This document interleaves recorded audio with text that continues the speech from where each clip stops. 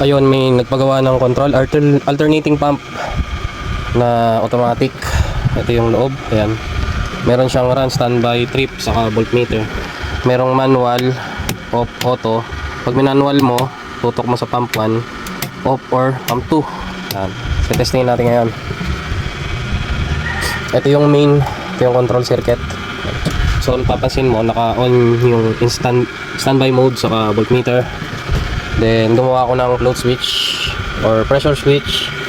Tapos ito ang pump 1, ito ang pump 2. So trigger natin yung float switch or pressure switch. Hindi siya naka-on sa automatic. On natin automatic. Yan. Gumana yung timer. May delay lang tayo para hindi mag-rattle yung pump. Okay. So gumana pump 2. Ayan, nakailaw si pump 2. Dito yung pump 2 natin. Ito yung pump 1.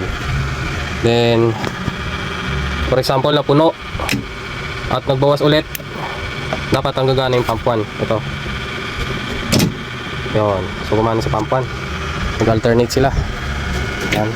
Tutok natin sa manual naman. Kung gusto mo yung manual, pump 1. Then pump 2. Pump 2. Automatic natin. Question, paano kung nag-trip yung isang motor? Lumipat. Paano kung nag-trip? For example, naka-automatic siya ng pump 2. Ayan. Ito yung gumagana. I-trip natin tong pump 2.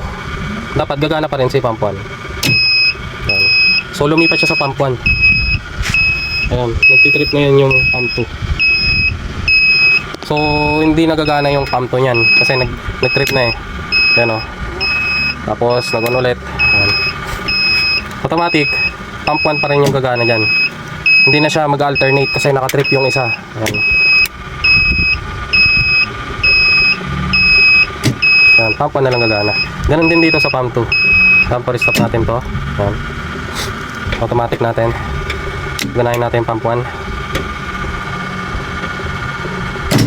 Ayan, ganahin yung pump 1. So pag ito, trinip natin, ang gagana dapat si pump 2. Ayan o, gumana sa pump 2. Tapos delay ng pump. Pag wala kasi siyang time delay, magra-rattle yung motor pump. Automatic alternating with manual switch. So yun lang guys.